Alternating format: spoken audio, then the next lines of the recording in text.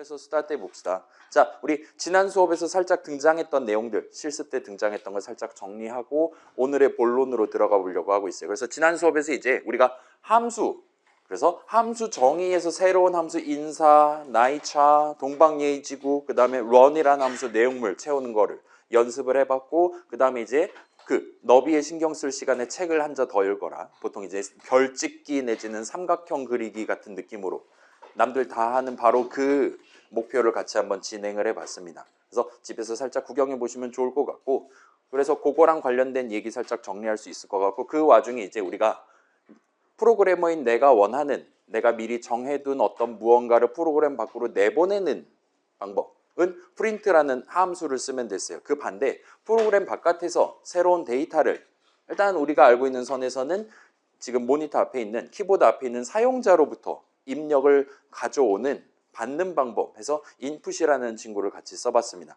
그 다음에 예를 들면 우리 int, str 그런 식으로 형식 이름 중요하다 그런 식으로 구경해봤었는데, 그렇게 int 적고 괄호 열고 닫고와 같은 느낌으로 수식 적는 방법 간단히 살펴봤고, while문이랑 되게 비슷하게 생긴 if문이라는 친구를 직접 적어봤었습니다. 그래서 이런 것들 살짝 정리한 다음에 이제 우리가 코드 영역을 좀 더 자세히 들여다보려고 하고 있어요. 그 코드 실행되는 거잖아요. 코드 실행 흐름을 구성하는 세 가지 개념인 순차, 분기, 반복에 대해서 오늘 소개를 할 겁니다. 그리고 중간 쉬는 시간 직전에 4-2로 넘어가는 길목으로서 데이터 얘기를 살짝만 걸쳐두고 넘어가려고 하고 있어요. 그래서 오늘 새로 나오는 단어, 일단 함수랑 함수 정의는 지난주에 초출을 이었고, 오늘 이제 그 슬라이드를 투자를 해서 정리를 할 겁니다. 그 다음에 오늘 이제 이 할당문이라는 세 글자가 굵은 글씨로 새로 등장을 해요. 그 다음에 오늘 제목에 박혀있는 순차, 분기, 반복 세 가지가 굵은 글씨로 등장할 예정입니다. 그래서 한번 스타트를 해봅시다. 자, 일단 지난 실습에서 등장한 거 정식으로 소개하면 함수예요. 함수는 영어로 function이라고 합니다. 그리고 뭐 여러분 뭐 다양한 함수, 뭐 삼각함수니 뭐 로그 함수니 뭐 그런 거 구경해 본 적 있잖아요. 수학 시간에 배운 함수도 지금 잘 모르는데, 사실은 함수 같은 경우는, 자, 변수랑 수식은 다행히도 수학에서의 변수 수식은 어려웠지만 프로그래밍의 변수, 무슨 뜻입니까? 기억납니까? 그렇죠. 값을 하나 담을 수 있는 친구를 변수라 한다 그랬죠. 수식은 이제 계산의 대상이고, 계산하면 결과값이 하나 나오는 친구였어요. 그런 식으로 딱 잘라서 말할 수가 있어요. 이건 파이썬에서도 그렇고 C에서도 그렇고, 여러분 나중에 2학년 때 배울 자바라든가 그런 다른 프로그래밍 언어도 천편일률적으로 적용되는 겁니다. 그렇기는 한데, 요 프로그래밍에서의 함수 개념, 우리가 굵은 글씨로 표현하려는 함수 개념은 1학년 1학기 지금 시점에 딱 한마디로 잘라가지고 설명하기가 좀 번잡한 친구예요. 쉽지 않은 친구입니다. 그래서 일단은 지금은 살짝만 터치를 해보고 넘어갑시다. 함수는 일단 이름이 달려 있어요. 프린트, 인풋 그런 식으로 함수에는 이름이 붙어 있습니다. 그 다음에 인수라는 걸 몇 개 봤냐? 여러분 그 fx, fxy 뭐 그런 식으로 괄호 안에 뭐 2개 받는 애, 3개 받는 애 이런 식으로 있는 거 구경해 본 적 있잖아요. 어떤 애는 세타를 받는 친구도 있고 등등 그랬죠. 아무튼 간에 인수를 몇 개 받는지가 결정돼 있습니다. 그 함수를 적법하게 사용하기 위해 우리가 값을 몇 개를 준비해 놔야 되냐가 결정돼 있어요. 그 다음에 어떤 함수에는 내용물 문장들이 들어가 있습니다.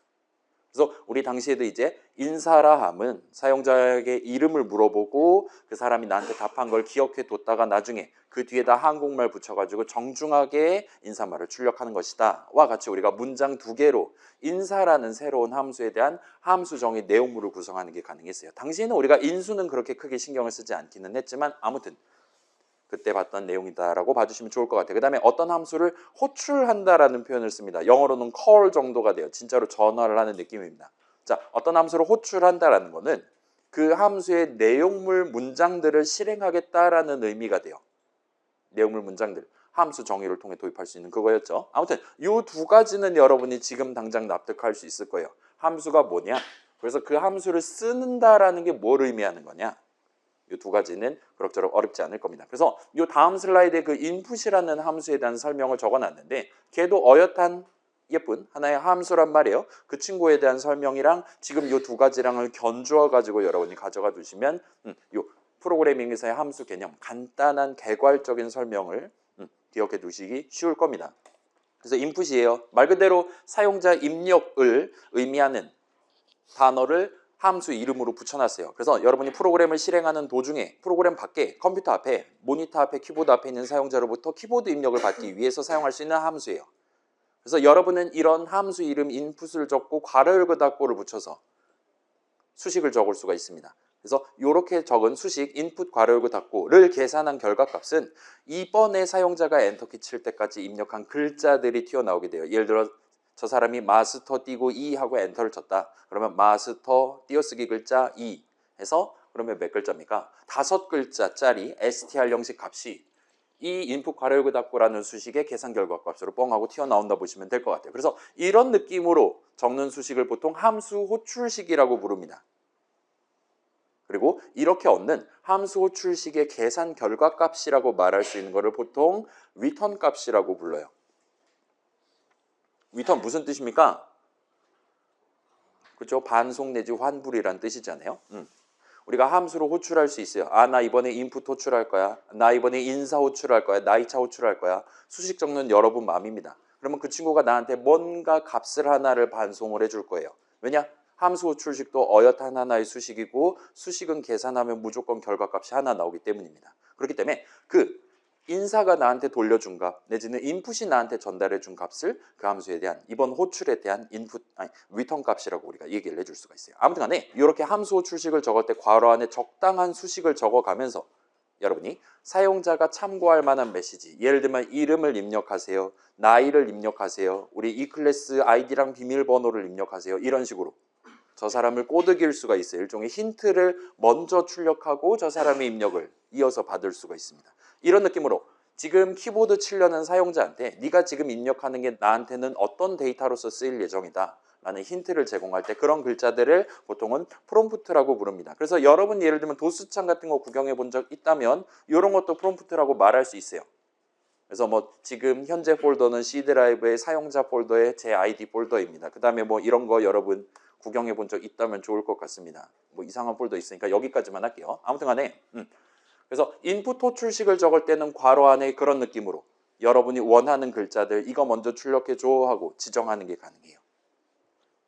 그래서 우리가 다양한 것들 해봤고 그 삼각형 출력할 때도 삼각형의 너비를 입력하세요 라고 우리가 프롬프트로 먼저 운을 띄웠었다 보시면 좋을 것 같습니다. 아무튼 그래서 이 정도까지 하면 대충 함수 저딴 식으로 쓰는 거다. 함수 호출식 뭐 그러려냐고 넘어갈 수 있을 겁니다. 그럼 이제 굵은 글씨로 우리가 표현할 수 있는 처음으로 띄어쓰기가 들어간 굵은 글씨 표현은 함수 정의라는 친구를 살짝 설명할 수 있을 것 같아요. 영어로는 function definition이라고 말할 수 있습니다. 아무튼 여러분이 직접 적을 수 있는 문장의 일종이에요. 함수 정의는 문장의 일종입니다. 여러분 이제까지 문장 뭐뭐 배웠죠? 우리 import 문, while 문, 그 다음에 지난주에 if 문 써봤죠? 그런 것처럼 함수 정의라는 역시나 완전히 별도의 문장 적는 방법이 존재하는 거예요. 그 다음에 이 친구는 여러분이 새로운 함수의 이름이랑 그 친구가 인수를 어떻게 받을 거냐, 그 다음에 내용물 어떤 문장들로 구성되어 있냐를 직접 정할 때, 정하고 싶을 때 적을 수 있는 문장입니다.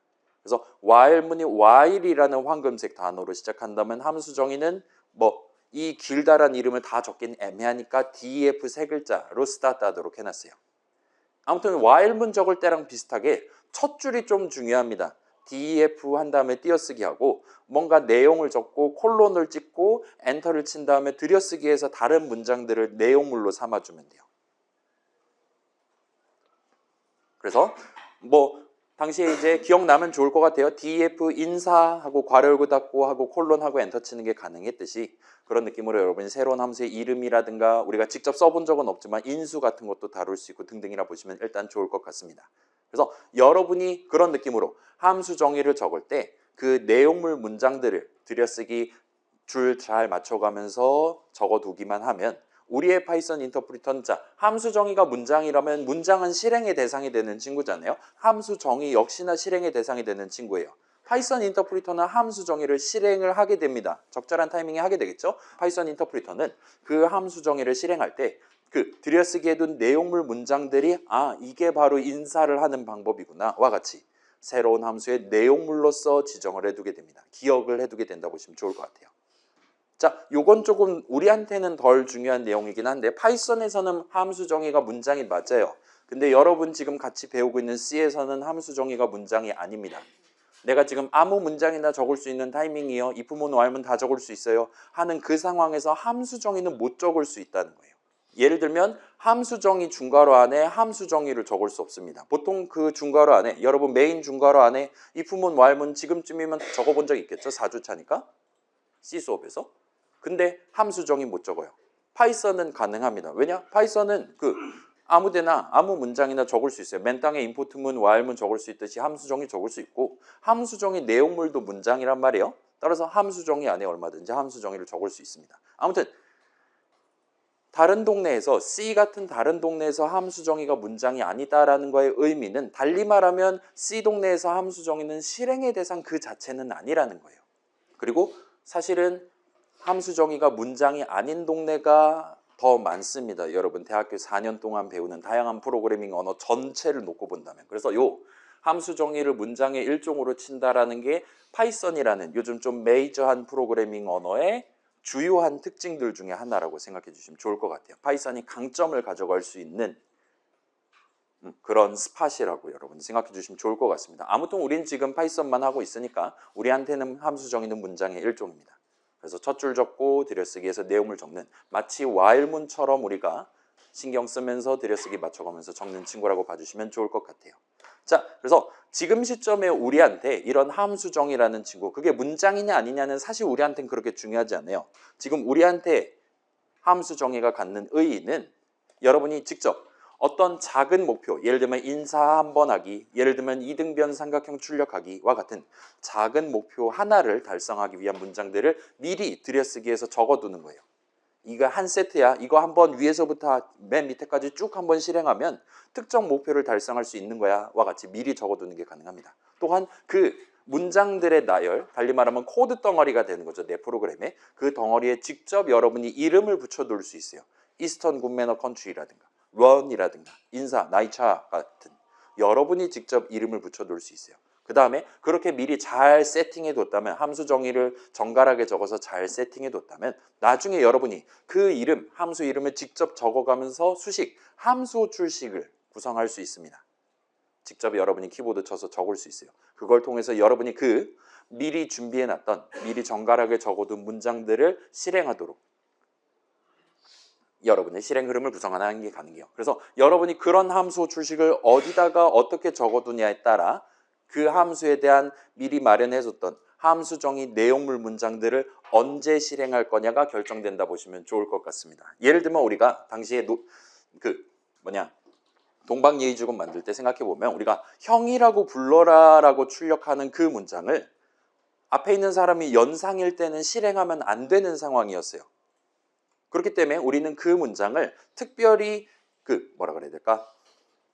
if문에 그 다음에 연하일 때만 내용물을 실행할 법하게 우리가 적당히 그 정도로 납득했었던 그 if문의 내용물 문장으로 넣어놨다 보시면 좋을 것 같습니다. 따라서 형이라고 불러라라고 프린트 내용물을 실행하는 함수 출식의 계산을 어쩔 때는 하고 어쩔 때는 하지 않게 만들었어요. 또는 이제 학교종 노래만 놓고 봐도 요건 이제 납득이 될 겁니다. 우리가 학을 출력하는 프린트호 출식이랑 교를 출력하는 프린트호 출식을 위에서부터 아래대로 각각의 문장에다가 끼워가지고 엔터 쳐가면서 순서대로 적어놨단 말이에요. 따라서 교를 출력하는 시점은 명백히 눈으로 봤을 때도 그렇지만 시간적인 흐름상으로도 학을 출력한 이후 시점, 이제 우리가 정상적으로 만들었을 때는 그 4분음표만큼 쉰 이후 시점에 교를 출력하도록 만들었다고 보실 수가 있습니다. 그 함수 출식을 교를 출력한 함수 출식을 거기다 적지 않았다면 다른 시점에 교가 출력됐거나 아예 교가 출력되지 않았거나 할 수가 있겠죠. 아무튼 내용물을 미리 정해두고 그걸 언제 실행할 거냐, 그 덩어리를 언제 한번 실행할 거냐는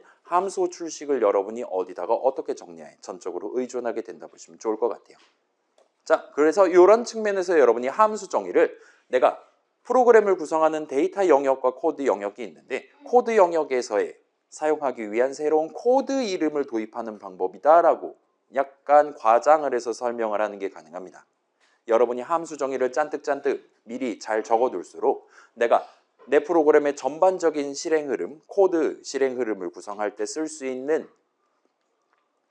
도입해서 쓸 수 있는 다양한 코드 이름들이 늘어난다 보시면 좋을 것 같아요. 출력하고 싶다, 프린트라는 코드 이름을 쓸 수 있고 등등입니다. 여러분이 직접 도입할 수도 있고요. 자, 데이터 이름도 비슷한 느낌으로 받아들여 주시면 좋을 것 같아요. 여러분이 원한다면 얼마든지 데이터 영역에서 뭔가를 갖고 놀기 위한, 아마도 값들을 갖고 놀기 위한 새로운 이름을 충분히 도입을 할 수 있습니다. 이거에 사실 우리가 먼저 해본 거죠. 우리가 뭔가 데이터를 추가로 다뤄야 된다 하는 상황에서 예를 들면 my age는 0x36 이런 식으로, 잠깐만 그건 환갑이잖아. 잊어주세요. 0x26 같은 느낌으로 제가 엔터를 쳤었단 말이에요. 또는 이제 3는 3하고 엔터 같은 거 쳤었단 말이에요. 그 이전까지는 우리의 파이썬 인터프리터는 3가 뭔지 몰랐어요. 3가 유효한 이름이라는 걸 몰랐습니다. 그러다가 그 문장을 실행함으로써 이 친구는 새로운 이름 3 이제 알게 됐어. 플러스 지금은 3는 3이야. 와 같이 기억을 해두는 게 가능했습니다. 그런 느낌으로 적는 문장. 그래서 새로운 데이터 이름을 도입하고 싶을 때는 이런 느낌으로 는을 가운데다 적는 문장 해서 영어로는 assignment statement라고 불러요. 그래서 이런 느낌으로 문장을 적으면 새로운 데이터 이름 넘버를 도입하는 셈이 됩니다. 그리고 걷다가 3을 담아두고 다음으로 넘어가겠다라는 의미로 여러분 받아들이실 수 있어요. 그래서 영어로는 assignment statement고, 이거를 보통은 책 같은 데서 assignment라는 단어, 이게 무슨 뜻입니까? 과제라는 뜻이잖아요. 그렇죠? 그리고 보통 컴퓨터 책자에서, 그러니까 번역서에서 이걸 번역할 때는 대입이라는 표현을 써요. X의 3을 대입한다, 넘버의 3을 대입한다, 이런 식으로 표현을 해서 이걸 이제 대입문이라고 번역하는 책들이 많습니다. 근데 문제는 우리가 지금 이게 1학년 수업이란 말이에요. 여러분 지금 몇 달 전까지 이 대입이라는 것 때문에 머리털 싸맸잖아요. 수능 공부하느라. 그래서 혹시나 이제 PTSD 같은 거 오는 친구들이 있을 것 같아서 우리는 이걸 원래대로라면 대입문이라고 부르는 게 타당하지만 대신에 할당문이라는 표현을, 조금은 핀트가 어긋나긴 했지만 발음이 더 찰진 할당문이라는 표현을 쓰도록 하겠습니다. 아무튼 나중에 다시 한번 구경을 해볼게요. 저런 느낌으로 적는 문장도 어엿하게 명칭이 존재한다 봐주시면 좋을 것 같아요. 그래서 할당문 적는 방법은 if문 적는 방법 if로 스타트한다. while문 while로 스타트한다. 그런 느낌으로 할당문의 특징은 반드시 가운데 는이 하나가 들어간다는 겁니다. 이런 식으로 가운데 는이 적혀 있다면 그거는 할당문이다라고 봐주시면 좋을 것 같아요. 자, 그래서 아까도 살짝 등장하긴 했지만 우리가 이전에 써본 프린트라는 친구, 그 다음에 잘은 모르겠지만 time.sleep이라는 친구 역시나 누군가가 미리 마련해둔 함수들이었다라고 말할 수가 있어요. 달리 말하면 우리가 직접 저 프린트에 대한 함수 정의를 적은 건 아니지만 지금 우리가 파이썬 설치하고 나서 내 C 드라이브 어딘가에는 저 두 함수에 대한 함수 정의가 적혀 있을 거다라고 여러분 유추할 수 있는 겁니다. 우리가 함수 호출식을 적어놨고 그 함수 호출식이 적혀있는 문장을 실행하는 동안 실제로 어딘가 다른 곳에 있는 진짜 프린트의 내용물 문장들을 맨 위에서부터 차곡차곡 순서대로 실행하는 거예요. 그렇게 함으로써 결과적으로 우리가 괄호 안에 인수랍시고 지정했던 예를 들면 헬로월드라든가 예를 들면 학이라든가 등등을 우리 인터랙티브의 파란색 글자로 출력할 수 있었다 보시면 좋을 것 같아요. 그래서 자, 지금 뭔가 복잡한 얘기를 했는데 우리 헬로월드 출력하는 프로그램, 내 첫 파이썬 프로그램 만들 때부터 이미 우리는 함수 출식을 적어보면서 함수라는 걸 직접적으로 사용해서 목표를 해결했던 거예요. 우리는 당시에 주석 한 줄, 그 다음에 문장 한 줄 딸깍으로 끝낼 수가 있었잖아요. 주석은 의미가 없으니까 사실상 문장 하나짜리 프로그램을 만들었던 겁니다. 그리고 그 하나를 적을 때 여러분이 그렇게 막 색깔 막 바꿔주네, 와 녹색이네, 보라색이네, 이렇게 기분이가 좋았을 망정 이 프린트라는 게 얼마나 대단한 존재인가 막 그런 것들 그렇게 크게 고민해가면서 그 한 줄 적진 않았을 거예요. 자, 일단은 요거는 일반적으로 생각하는 건데 이런 프린트라는 함수 여러분 한번 생각해 봅시다. 저 프린트라는 함수에 대한 함수 정의가 과연 몇 줄 정도 될까요? 문장 몇 개 정도로 구성되어 있을까요? 우리 지금 학교종 노래 출력하는 거 끼케야 40줄, 그 다음에 그 인사, 나이차, 동방예의지국 전부 다 밀어넣은 게 100줄 가까이 됐었을 거예요. 지난주에 작성한 게. 저 프린트라는 함수 하나에 대한 함수 정의. 저 친구는 뭘 할 수 있냐? 아무거나 괄호 안에 집어넣은 거 아무거나 다 출력할 수 있어요. 그 다음에 추가로 마지막에 엔터키 칠 거냐 안 칠 거냐 같은 것들도 우리가 커스터마이즈 할 수 있어요. 그런 모든 기능들이 전부 다 프린트라는 함수에 대한 함수 정의 들여쓰기에서 지금 꼭꼭 들어가 있는 겁니다. 그래서 일반적으로 사람들이 논의하기를 저런 느낌으로 프로그래머가 원하는 무언가를 기본적인 방법으로 가장 기초적인 방법으로 사용자 눈에 전달하기 위해 출력하는 기능을 만들기 위해 그 함수 정의를 채우기 위해 보통 2만 줄 정도가 필요하다라고 다들 얘기를 합니다. 달리 말하면 우리 지금 헬로월드 출력하는 프로그램 만들었잖아요. 그죠? 우리는 프린트 호출식을 적고 엔터를 쳤어요. 우리 눈에는 지금 한 줄짜리 프로그램을 만든 건데 우리의 파이썬 인터프리터 입장에서는 지금 그 함수 호출식 하나 때문에 2만 줄 정도를 지금 실행을 했었다고 보시면 되는 거예요. 미리 뒤에 준비돼 있었던. 무시무시한 거죠. 엄청 큰 프로그램 만든 겁니다. 그렇기는 한데 함수 정의 뒤에 뭐가 어떻게 적혀 있냐는 우리는 알 바 아니었던 거예요. 함수 호출식을 적는 입장에서는 그런 내부 사정은 고려하지 않고 대신에 괄호 안에 내가 지금 출력하고 싶은 거 지금 땡 출력해야 된다. 땡 적으면 됩니다. 그 다음에 뭐 예를 들면 마지막에 엔터키 치는 게 성가시다. 그러면 그 괄호 안에서 뭐 end는 따옴표 같은 느낌으로 그때 다른 인수인가 뭔가를 넣어가면서 우리의 목표를 좀 더 편하게 우리가 직접 그 2만 줄 절대 못 적습니다. 다른 분들의 도움에 힘입어서 목표를 달성할 수 있었다 봐주시면 좋을 것 같아요. 자, 타임점 슬릿도 비슷한 느낌이에요. 뒤에는 뭔가 복잡한 코드가 잔뜩 들어있을 겁니다. 정밀하게 0.5초 찾다가 일어나는 그런 코드가 아마 적혀 있겠구나 여러분 생각할 수 있을 거예요. 자, 비슷한 느낌으로 우리도 미래의 코드를 짤 미래의 나 자신을 위해서 지금 시점에 함수 정의를 적어두는 게 가능한 거예요. 나중에 여기 들여쓰기에 둔 수많은 문장을 원할 때 딱 한 번 그때 편하게 수식 하나 딸깍 해가지고 실행할 수 있게끔 여러분도 미리 함수 정의를 적어두는 게 가능합니다. 그런 느낌으로 함수 정의를 따박따박 적어놓고 가장 마지막에 그럼 이제 이 모든 코드 측면에서의 준비가 다 된 입장에서 전체 프로그램은 이번에 어떻게 구성할 거냐를 즐거운 마음으로 구상을 해보시는 것도 얼마든지 가능할까요? 우리 후반부에 게임 만들기로 했잖아요. 중간고사 본 다음에 그때도 여러분이 예를 들면 뭐 점프하는 기능 같은 것들을 별도의 함수 정의로 만들어 놓고 또는 이제 예를 들면 점수 올라간다라든가 인벤토리에 있는 아이템을 사용한다라든가 아니면 뭐 예를 들면 랜덤 박스를 오픈한다와 같은 그런 느낌의 코드 덩어리를 미리 생각해서 좀 더 작은 목표에 해당하는 거죠. 작은 목표를 생각해 가면서 함수 정의 하나 만들어 놓고 맥주 먹고 자는 거예요. 다음날 일어나서 또 다른 부분에 대해서 함수 정의 또 만들어 놓고 자고 그걸 이제 한 달 동안 진행한 다음에 마지막 일주일쯤에 이제 전체 게임을 구성하기 위한 전체 게임의 실행 흐름을 구성하기 위한 예를 들면 run이라는 이름의 함수에 대한 함수 정의를 이제까지 우리가 준비해뒀던 다른 함수들에 대한 함수 호출식을 적재적소에 적음으로써 좀 더 수월하게 완성할 수 있게 된다 보시면 좋을 것 같습니다. 그래서 아마도 적어도 파이썬을 쓰는 동안에는 여러분이 함수 정의를 적극적으로 도입해 가면서 차근차근 진행을 하는 습관을 가져보시는 걸 추천드릴게요. 자, 그래서 이 정도까지 하면 함수에 대한 얘기는 얼추 끝나요. 다시 말씀드릴게요. 함수 정의는 문장의 일종입니다. 내용물로 문장들을 가져요. 걷다 이름을 붙일 수 있다가 우리한테 오는 실질적인 의미입니다. 그렇게 지금 수많은 함수들이 미리 마련되어 있는 거예요. 우리가 새로 만들 수도 있지만 그것들 중에 내가 원하는 거 나 지금 출력 정말 하고 싶은데 라면 프린트라는 이름 적고 괄호 열고 닫고 올려서 함수 호출식을 적을 수 있는 겁니다. 그 정도까지만 해두시면 될 것 같아요. 그 다음에 이제 내 손에는 지금 str 형식 값이 들려있어요. 256 세 글자가 들려있다 칩시다. 그리고 나는 어떤 형식 값에 대한 다른 형식 값을 얻고 싶다. 256 세 글자가 있을 때 256이라는 인트 형식 값을 얻고 싶다 할 때는 내가 지금 갈망하는 바로 그 형식의 이름 지금 같은 경우는 인트를 적고 괄호 열고 닫고를 하시면 됩니다. 그 다음에 그 괄호 안에다가 내가 지금 인트 형식 값을 얻고자 하는 내 손에 있는 값 C 튀어나올 만한 수식을 적어주시면 돼요. 와 같이 진행을 하는 게 가능했고 그래서 뭐 눈에 보이기에는 함수 호출식과 비슷한 느낌이라고 봐주시면 좋을 것 같은데 쟤네 둘은 일단 함수는 아니기는 해요.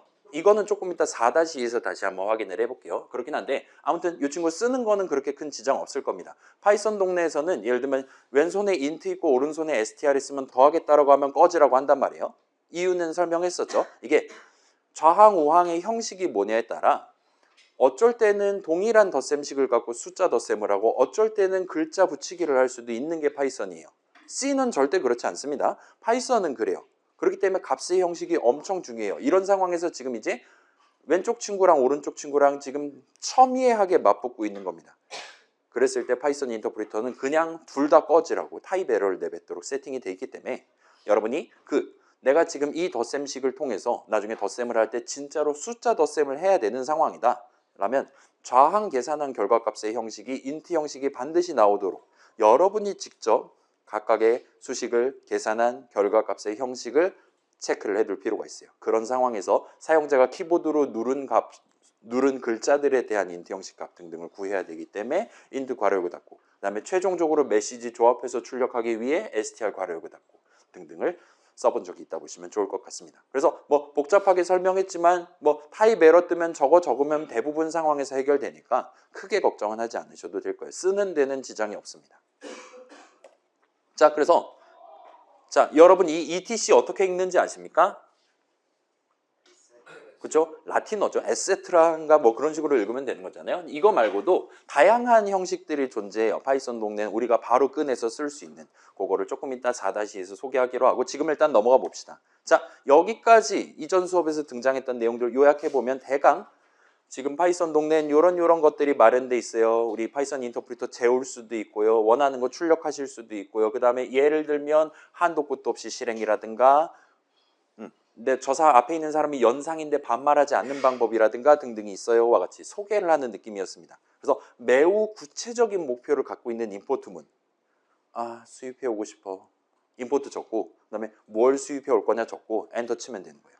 그 다음에 상대적으로 기초적인 개념이라고 얘기할 수 있을 법한 변수 내지 함수 같은 친구들은 지금 시점에 여러분이 납득하는 게 그렇게 어렵지 않았을 거예요. 반면 오늘 소개할 순차 분기 반복은 여러분이 지금 시점에 조금은 납득하기 애매할 수 있습니다. 뭔가 안개에 휩싸여 있는 것 같은 그런 느낌이 살짝 든다면은 정상이에요. 이 순차 분기 반복은 파이썬 동네에 대한 설명이 아닙니다. 그 대신에 파이썬 동네는 이런 식으로 이런 게 가능해요 라고 소개하는 게 아니라 우리 머릿속에 있는 생각을, 다양한 아이디어들을 프로그래밍 가능한 형태로 잘게 나눠가면서 표현할 때 여러분이 직접 쓸 수 있는 기본적인 개념이라 보시면 좋을 것 같아요. 이제까지는 아이들, 하얀창, 파이썬 인터프리터 내지는 파이썬 동네가 한가운데 있었어요. 거기에 대한 소개였습니다. 순차 분기 반복은 여러분 머릿속 아이디어를 한가운데다 놓고 생각을 진행하는 거예요. 일단은 오늘 3가지를 소개를 할 건데, 순차 분기 반복 3가지를 소개할 건데, 조금 기쁘면서도 슬프게도 여러분 머릿속 생각을 나누어서 표현하고 싶을 때 쓸 수 있는 스킬은 오로지 이 3가지밖에 없습니다. 그래서 오늘 그걸 3개를 다 알려드릴 거예요. 그러면 쉬운 거죠. 이건 나중에 객관식 문제로 나온다 칩시다. 오지선다 문제에서 이제 뭐 순차 분기 반복 뭐 밑에 뭐 다른 거 2개 이렇게 하면 여러분 얼마든지 고를 수 있을 거예요. 아무튼 간에 방금 건 잊어주세요. 자, 외우기는 쉬울 거예요.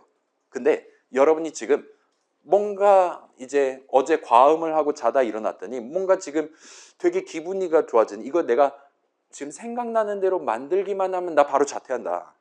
이거 굳이 공부할 필요 없다. 떼돈을 벌 수 있을 것 같다 하는 아이디어가 떠올랐다 칩시다.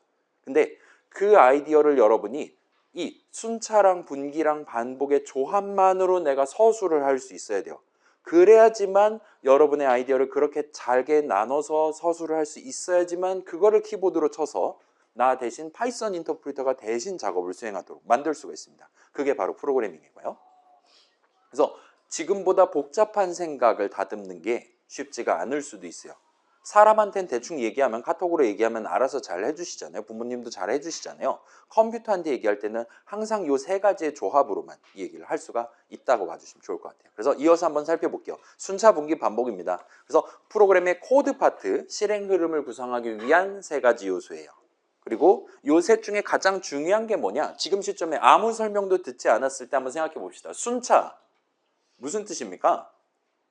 순차적으로 한다. 뭐 예를 들면 우리 카우버거 있잖아요. 여러분 그 키오스크에서 주문하면 번호표를 받죠. 예를 들어 내 번호표에 6041이라고 적혀 있어요. 트루 스토리입니다. 이거 지금 저 방금 전에 당했어요. 그 다음에 그럼 당연히 뒤에서 뽑는 사람들은 42, 43, 44일 것이다 라고 우리는 얼마든지 예측할 수 있는 거잖아요. 지 맘대로 숫자를 정하진 않을 테니까. 그래서 난 40일을 들고 서 있었어요. 이제 난 금방 나올 줄 알고. 그랬는데 웬걸 42 띵동하고 43 띵동하고 41은 15분 뒤에서야 띵동하고 자빠져 있어요. 그럼 여러분 화가 나요 안 나요?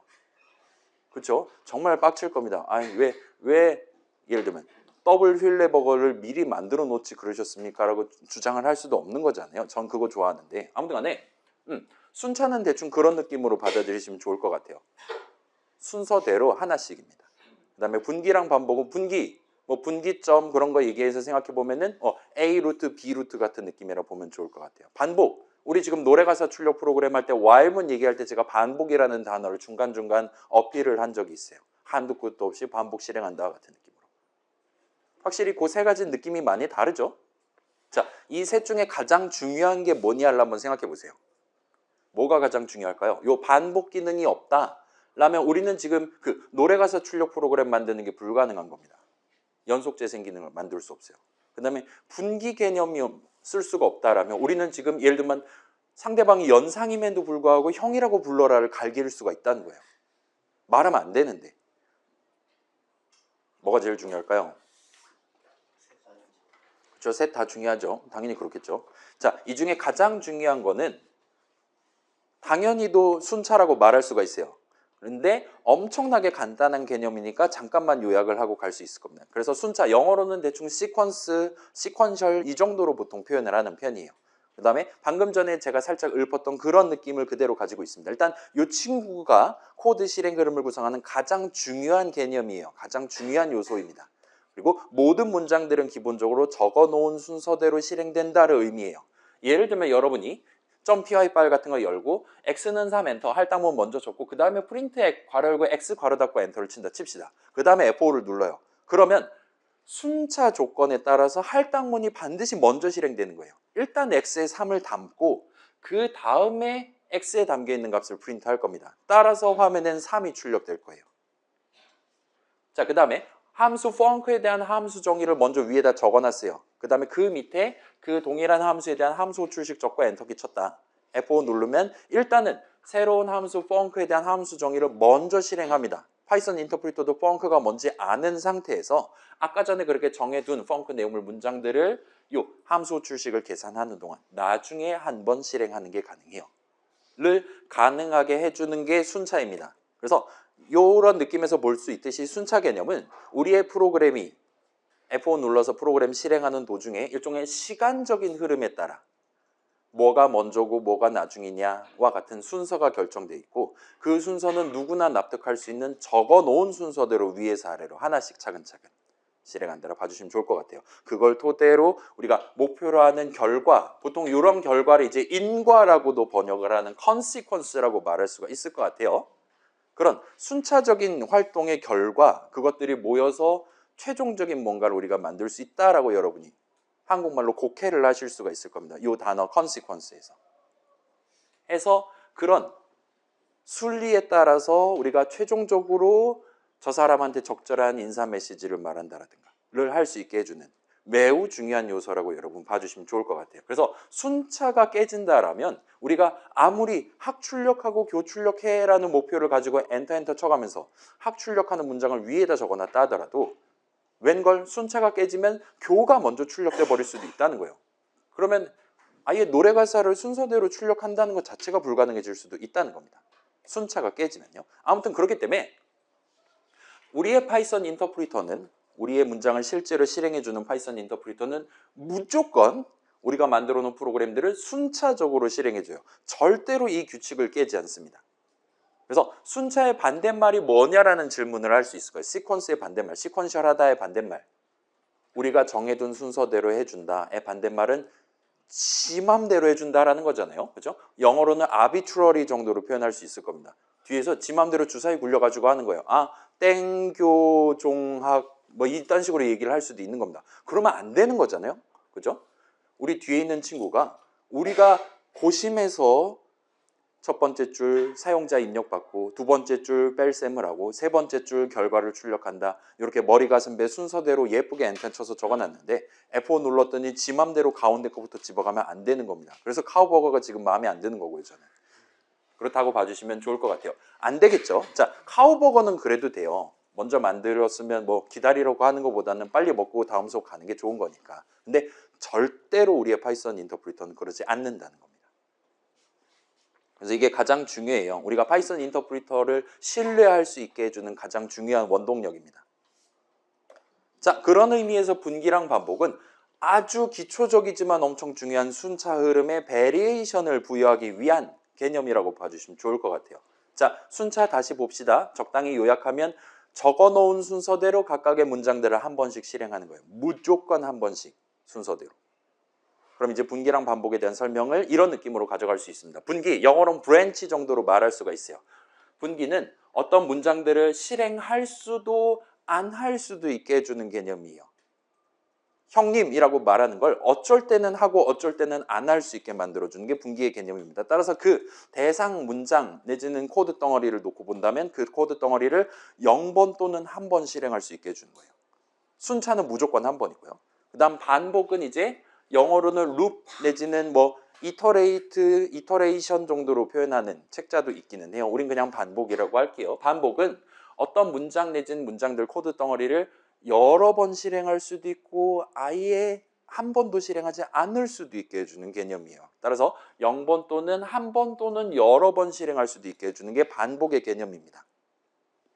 자, 순차는 그냥 무조건 한 번이에요. 순차보다는 좀 더 다양한 걸 할 수도 있게 해주는 가능성을 부여를 하는 개념이죠.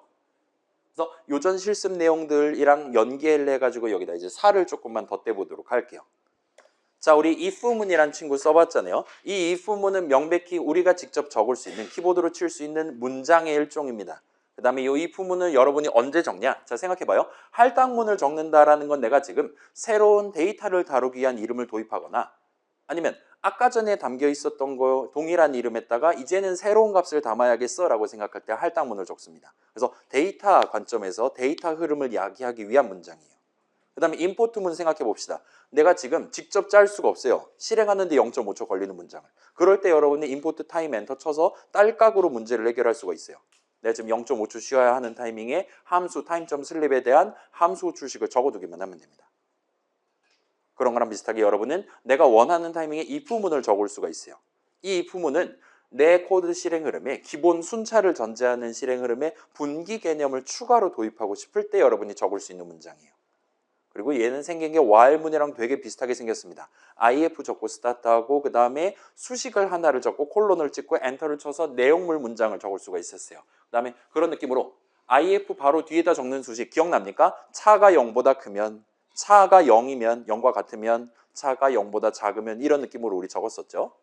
그런 느낌으로 어쩔 때 내용물 문장들을 실행할 거며 어쩔 때는 안 할 것이냐를 가름하기 위해 이 부분의 첫 줄 적절한 자리에 적는 수식을 보통은 조건식이라고 부릅니다. 그래서 자, 이 부분에 대한 실행도 당연히 파이썬 인터프리터가 할 거예요. 우리의 파이썬 인터프리터는 이 부분을 실행할 때 이 순서대로 작업을 수행합니다. 일단 다짜고짜 조건식을 계산해요. 그 다음에 조건식을 계산한 결과값이 true냐 또는 그에 준하는 값이 나왔냐를 잽니다. 아예 대놓고 true가 나올 수도 있고 또는 예를 들면 뭐 20 같은 게 막 튀어나올 수도 있어요.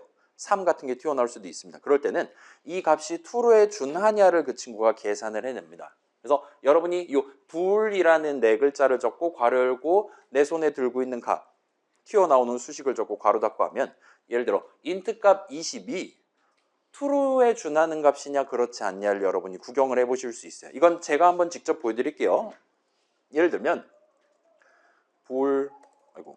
한 다음에 20 하면 20이 참이냐 거짓이냐를 재는 겁니다. 20은 참이라고 말해요. 그 다음에 예를 들면 뭐 3도 참이다라고 말하고 1도 참이라고 말하고 자 그럼 퀴즈입니다. 마이너스 1은 참일까요? 거짓일까요? 적자죠. 그렇죠? 그 있잖아 코인 같은 건 생각해 봅시다. 수익률이 플러스 20% 정말 좋은 거예요. 플러스 1%안 좋은 건 아니에요. 마이너스 1% 안 좋은 거죠. 근데 얜 참이래요. 여기까지는 그래도 기분이 좋은가 봅니다. 그러면 수익률 마이너스 100% 알거지가 됐어요. 여전히 우리한테 참이라고 얘기하는 걸 볼 수 있습니다. 그래서 인트 형식 값들은 0이 특별한 케이스예요. 계산했더니 갑자기 0이 튀어나왔다. 조건식 계산했더니 걔만 거짓으로 칩니다. 여기서 참거짓은 그거예요. 차가 0보다 크다. 그게 맞다면 true가 나오는 거고 아니다라면 false가 나오는 겁니다. 한번 해볼게요. 차가 3이었다 치면 차가 0보다 크냐 물어보면 0보다 크잖아요. true가 나옵니다. 그 다음에 차가 0이랑 같냐 하면 이때는 false가 나오고 이때는 false가 나오는 그런 느낌이라 봐주시면 좋을 것 같아요. 아무튼 그렇습니다. 그래서 조건식을 계산한 결과값이 true 또는 그에 준하는 값이 나왔다면 들여쓰기에서 적어둔 그 if문의 내용물을 실행합니다. 그렇지 않고 조건식을 계산한 결과값이 true 또는 그에 준하는 값이 아니라면 아까 봤던 false 내지는 그에 준하는 값이 나왔다면 내용물을 실행하지 않아요. 이게 중요한 점입니다. 파이썬 인터프리터가 수행하는 if문에 대한 실행에서 뭐를 한다, 안 한다라는 두 가지 가능성이 지금 들어있는 거예요. 그 다음에 그래서 이번에 이 if문을 실행할 때 내용물을 실행할 거냐 하지 않을 거냐는 그 if문의 첫 줄 디테일에 해당하는 수식을 일단 먼저 계산함으로써 가타부타를 하게 됩니다. 그래서 우리는 이미 경험을 해봤죠. 그 세 가지 인사말들 중에 항상 한 가지 말만, 한 가지 인사만 하는 걸 구경을 해봤죠. 그게 if문의 성질을 적극적으로 이용해서 우리가 달성할 수 있었다 보시면 좋을 것 같아요. 자, 그 다음에 복사 붙여넣기에서 while문에 대한 설명 이전에 해본 적 없는데 지금 해보도록 하겠습니다. 얘는 이제 내 코드 실행 흐름에 반복 개념을 도입하고 싶을 때 여러분이 적을 수 있는 역시나 문장의 일종이에요. 그리고 if문이랑 비슷하게 생겼잖아요. while문에 대한 파이썬 인터프리터의 실행은 이 순서를 따릅니다. if문이랑 동일하게 일단 조건식을 계산해요. 그 다음에 if문이랑 동일하게 계산 결과값이 true 또는 그에 준하면 내용물을 실행하고 그렇지 않다면 실행하지 않습니다. 근데 여기서 한 단계가 더 들어가요. 여기까지 if문이랑 완전히 똑같아요. 그 밑에 한 가지 작업이 또 들어갑니다. 만약에 직전에 내용물을 실행했다면 다시 조건식을 계산하는 단계로 돌아갑니다. 두 번째 조건식 계산해서 또 true에 준하는 값 나왔다면 내용을 또 실행하고 또 들어가는 거예요. 그걸 언제까지? 조건식 계산했더니 계산 결과값이 false 내지는 그에 준하는 값이 나올 때까지요. false가 나왔다면 거기서 이제 이 전체의 while문 이번 실행이 끝이 나게 된다 보시면 좋을 것 같아요. 그래서 돌아간다라는 작업이 들어가 있어요. while문에는. if문에는 이게 없습니다. 자, 그래서 실행 흐름 관점에서 순차를 기본으로 놓고 보면 위에서 아래로 적어둔 순서대로 실행한다를 놓고 본다면 자, 다시 볼게요. 대충 제가 모션으로 하면 순차는 위에서 아래로 쭉 한 번씩 훑어 내려가는 거예요. 분기는 잘 내려가다가 중간에 몇몇 코드 덩어리를 스킵을 할 수 있게 만들어줍니다. 실행 안 하고 그 아래로 내려갈 수 있게 만들어주는 거예요. 마치 뭐라 그래야 될까요? 전멸 같은 느낌이죠. 여러분 전멸을 D에다 둡니까? F에다 둡니까? D에다 두는 사람 손 들어봅시다. 있긴 있네요. 자, 전멸이 영어로 뭡니까? 그죠? 플래시잖아요. 그죠? 들래시라고 하지 않고 플래시라고 하잖아요. 자, 전멸은 F에다 두는. 아무튼 간에 그런 느낌으로 중간에 이동하는 거 생략하고 거기는 그냥 없는 셈 치고 더 아래로 그냥 순간 이동해버리게 만드는 거예요. 그러면 중간에 있는 걸 비워버리는 거니까 이제 순차가 아니게 되는 거잖아요. 의미 관점에서. 그걸 분기라고 불러요. 그 다음에 반복은 우리가 눈으로 쭉 따라가는 순차 흐름 타다가 갑자기 중간에 역행을 해서 올라갈 수도 있게 만드는 겁니다. 다시 while문 꼭대기로 올라가서 조건식 계산을 또 하고 또다시 쭉 내려오고 또다시 또 올라가고 그러다가 조건식 계산 결과가 false가 뜨면 이제 그 while문의 다음 문장으로 또다시 점프를 해서 전멸을 해갖고 내려가는 느낌이라 봐주시면 좋을 것 같아요. 그래서 사실은 while문에는 분기를 목표를 달성하기 위한 실행하지 않는다라는 스킵을 한다는 개념도 들어있고 돌아간다라는 반복을 구사하기 위한 개념도 들어있어요. 그래서 if문은 실행하지 않는다는 들어있는데 돌아간다라는 개념은 들어있지 않습니다. if문의 실행에는. 그렇기 때문에 if문을 반복 용도로 도입하는 건 불가능해요. 근데 while문은 그 두 가지가 다 들어있습니다. 따라서 여러분이 만약에 원한다면 while문을 분기 개념을 적용하기 위한 용도로 쓸 수도 있어요. 다만 그럴 거면 그냥 if문을 적고 말지라고 사람들이 생각할 뿐입니다. 그리고 while문은 명백히 돌아간다라는 개념이 있기 때문에 어떤 문장을 여러 번, 두 번 이상 실행할 수도 있게 만들어주는 문장이라 말할 수 있어요. 그게 반복의 개념이고 그걸 정확히 우리가 적용을 할 수 있습니다. 어떻게? 조건식을 잘 적거나 하는 방식을 쓰면 되겠죠. 그래서 그거 마지막에 지금 얘기한 거를 좀 더 부연을 좀 이따 하게 될 것 같아요. 그래서 용어들 살짝 정리하면 자, 순차가 가장 중요한 거예요. 그 다음에 분기, 반복 이렇게 세 가지는 개념을 서술하는 명칭입니다. 여러분 머릿속 생각을 여기서 분기하고 여기서 반복하고 여기는 전반적으로 순서대로 내가 지금 계획해둔 대로 딱 진행만 하면 나는 이거 A뿔이다 이런 식으로 생각을 정리할 때 쓰는 개념입니다. 그래서 아무튼 여러분은 내가 지금 머릿속으로 꿈꿨던 거를 파이썬 인터프리터한테 대신 대리를 맡겨서 이득을 얻기 위해서 여러분 머릿속 생각을 이 세 가지의 조합만으로 정리를 하셔야 될 거예요. 그래서 어떤 생각은 여러분이 지금 머릿속으로 자고 일어나서 꿈꾸는 수많은 생각들 중에 몇몇은 이 순차 분기 반복의 조합만으로는 쉽사리 분석을 하기 어려운 게 있을 수도 있어요. 예를 들면 여자친구가 있었으면 좋겠다라든가 그거를 순차 분기 반복의 조합만으로 구성할 수 있다면 여러분의 파이썬 인터프리터 F5 누르면 여자친구가 나오는 거예요. 출력되는 겁니다. 아마 불가능하겠죠. 남자친구도 마찬가지예요. 아무튼 간에 자, 이거는 거의 보통은 단정을 할 수가 있어요. 순차 분기 반복의 조합만으로 내 아이디어를 나눠서 표현하기가 어렵다라면 아마도 여러분의 현재 아이디어는 프로그래밍 할 수 없는 아이디어일 가능성이 높습니다. 컴퓨터가 대신 해주는 게 어려운 가능성이 높습니다. 그래서 요즘 이제 뭐 그런 얘기 하잖아요. 딥 러닝이니 뭐 GPT니 그런 얘기 하잖아요. 엄청 많은 거 일단 때려놓고 적당히 뭐 자동 골라주세요 하면 이런저런 막 소리 아무 말 대잔치 해주잖아요. 근데 문제는 그 아무 말 대잔치가 되게 사람이 듣기에 믿을 만한 소리, 사람보다 낫다라고 이제 사람 얘기하잖아요. 그렇죠? 그쪽은 이제 조금 다른 개념입니다. 그쪽은 순차 분기 반복의 조합으로 한다라기보단 조금은 다른 관점에서 이제 굳이 20세기의 명칭들만 가지고 설명한다면 조금 규모의 경제 같은 느낌으로 접근을 하는 셈이고 우리의 파이썬 인터프리터는 끼케야 뭐 우리 다운로드 받는데 몇 초 걸렸습니까? 뭐 1분 안에 다 받을 수 있었잖아요.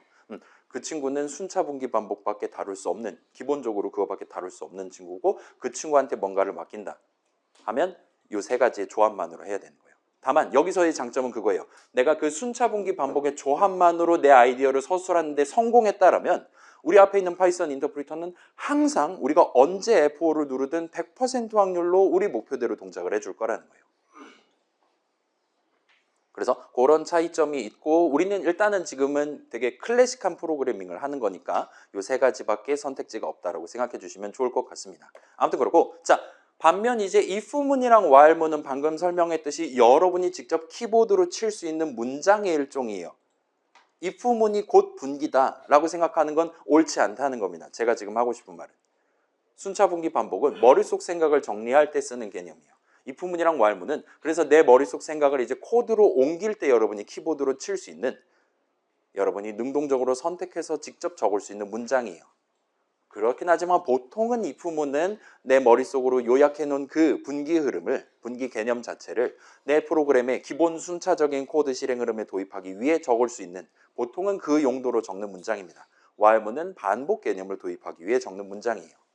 그래서 이 두 가지 문장을 파이썬 인터프리터도 알아먹을 수 있고 적절하게 실행도 해줄 수 있기 때문에 우리는 내 머릿속 그 복잡한 아이디어를 좀 더 수월하게 파이썬이라는 프로그래밍 언어를 써서 코드의 형태로 표현을 하는 게 가능하다 보시면 좋을 것 같아요. 그래서 파이썬 인터프리터 만드신 분들이 파이썬 만드신 분들이 미리 그런 인간의 기초적인 아이디어를 좀 더 손쉽게 직관적으로 키보드로 칠 수 있게끔 준비해둔 문장이라고 보시면 좋을 것 같아요. 그리고 이때 여러분은 적절한 수식을 그 if문의 첫 줄, while문 첫 줄 적절한 자리에 조건식으로서 적을 수 있습니다. 그래서 그 내용물 문장들, 들여쓰기 해둔 문장들을 언제 내지는 어떨 때 실행할 것이냐를 구체적으로 지정할 수 있어요. 따라서 이런 조건식은 그 if문 또는 while문의 디테일을 지정한다라고 다시금 여러분이 설명을 할 수가 있게 되는 겁니다. 자, 그래서 우리 지난주에 봤던 그 지도예요. 여기다가 지금 새로 들어온 순차 분기 반복이랑 함수 내용을 조금 더 덧입혀 볼 수 있을 겁니다. 이 정도로 말할 수가 있어요. 일단은 문장 실행의 대상이 되는 친구니까 이제 선으로 긋는다기보다는 항상 같이 다닌다라고 말할 수 있을 것 같아요. 그다음 오늘 4-1의 중점 항목은 요겁니다. 실행을 순차 분기 반복의 조합으로 우리가 항상 다룰 수가 있어요. 가장 중요한 건 순차고요. 그 다음에 수식은 계산의 대상이 되는 친구고 이런 식으로 연결돼 있고 그 다음에 함수는 기본적으로 들여쓰기 해둔 그 함수정의 우리가 적을 때 들여쓰기 해둔 문장 그 자체가 문장들 자체가 내용물이에요. 그게 본체입니다. 따라서 함수는 기본적으로 코드 덩어리예요. 따라서 코드 영역에 적절하게 배치를 해두면 됩니다. 여기까지 하면 이제 코드 영역 쪽은 사실은 설명이 거의 다 끝나요. 일단 예쁜 삼각형을 그리게 된 것 같습니다. 아직은 수식이 좌익이냐 우익이냐 빨강이냐 파랑이냐 그러니까 아직은 미분류 상태이기는 한데 일단 기회까지 다리를 걸쳐두면 예쁜 삼각형을 지금 그리고 있는 것 같아요. 자, 함수랑 수식이랑 왜 연결돼 있죠 지금? 함수는 코드 덩어리예요. 그 다음에 그 코드 덩어리를 언제 실행할 거냐를 지정하기 위해 여러분은 수식을 하나를 적을 수가 있습니다. 함수 출식을 적을 수 있는 거죠. 그래서 그렇게 삼각형이 지금 연결돼 있다라고 봐주시면 좋을 것 같습니다.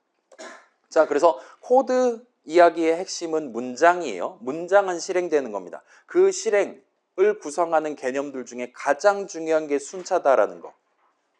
우리가 그냥 쉽게 넘어갈 수 있지만 어쩌면 인간과 컴퓨터의 가장 큰 차이점이다라고 말할 수도 있는 게 순차 개념이다.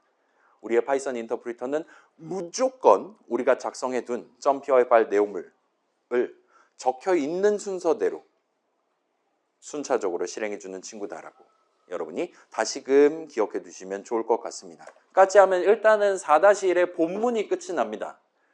그래서 이걸 1시간 컷을 한 나 자신 칭찬하고 싶은데 일단은 시간 절약을 위해서 자 우리 4-2에선 데이터랑 관련한 얘기를 할 거예요. 그래서 그 지금까지는 전부 다 코드 파트의 얘기였는데 살짝 다리를 하나만 놔두고 중간 쉬는 시간을 갖고 4-2로 넘어가 보도록 할게요.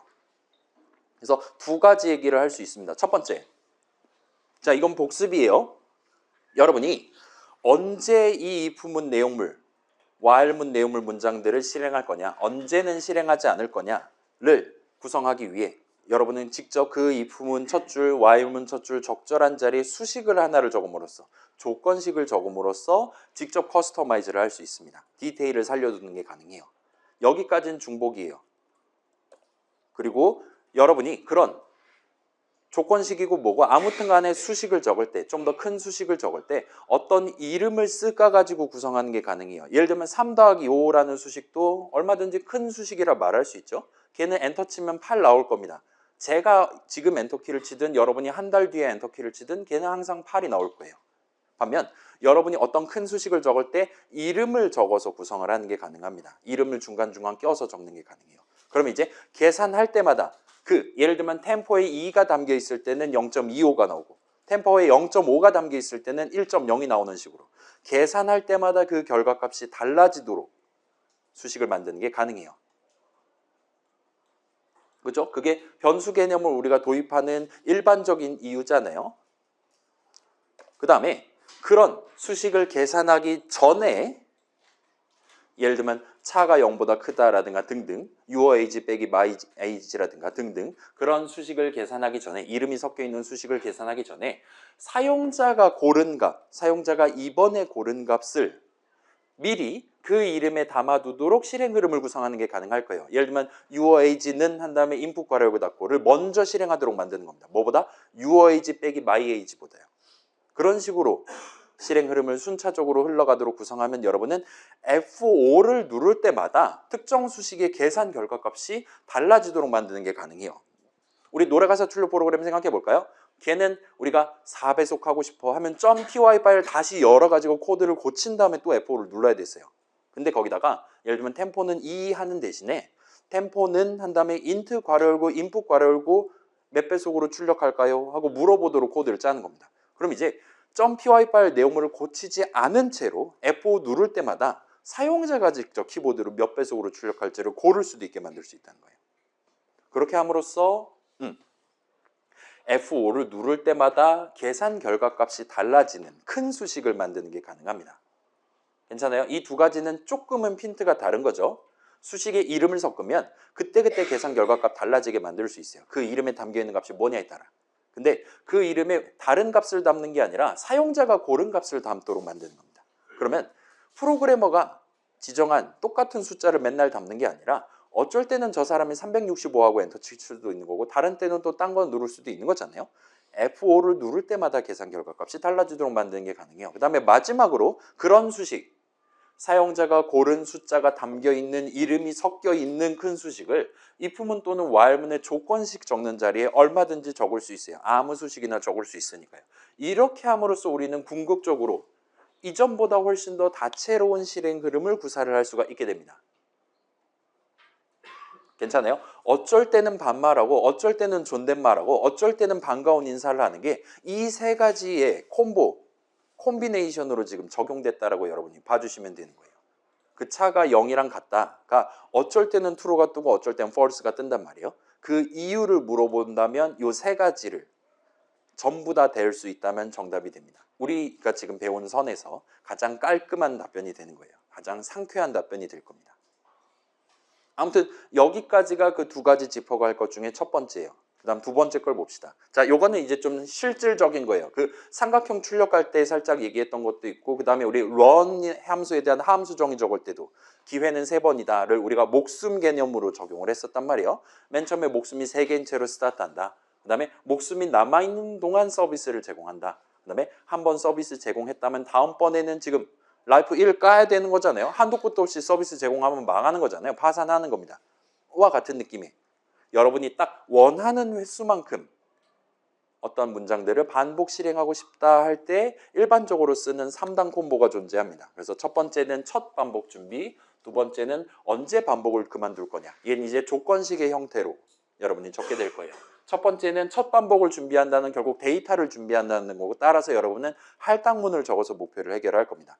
라이프는 3하고 엔터 친다라든가 등등. 그 다음에 이번 반복 수행 뭐 서비스를 제공한다라든가 등등 할 수 있겠죠. 노래가사 한번 출력한다라든가. 그 다음에 다음 반복을 준비하기 위한 역시나 데이터를 준비하는 게 대부분일 거고, 따라서 할당문을 적음으로써 예를 들면 라이프는 라이프 빼기 1, row는 row 더하기 1과 같은 느낌으로 마지막 엔터를 쳐서 세 번째 파트를 완성하시는 게 가능할 거예요. 자, 그래서 여기는 이제 수학 시간에 여러 번 얼핏 들어본 기억이 있을 수학적 귀납법, Mathematical Induction이라는 게 생각난다면 좋을 것 같아요. 그거 어떻게 하는 겁니까, 여러분? 내가 실제로 도달하고자 하는 목표는 x가 뭐든 이 범위 안에만 있다면, 예를 들면 1 이상이면 무조건 성립한다라는 걸 주장하고 싶어요. 그럴 때 우리 일단 첫 번째로 x가 1일 때 성립하고, 그 다음에 가정을 하는 겁니다. 만약에 x가 n일 때 성립한다면 n 플러스 1일 때도 성립한다라는 걸 보이는 거예요.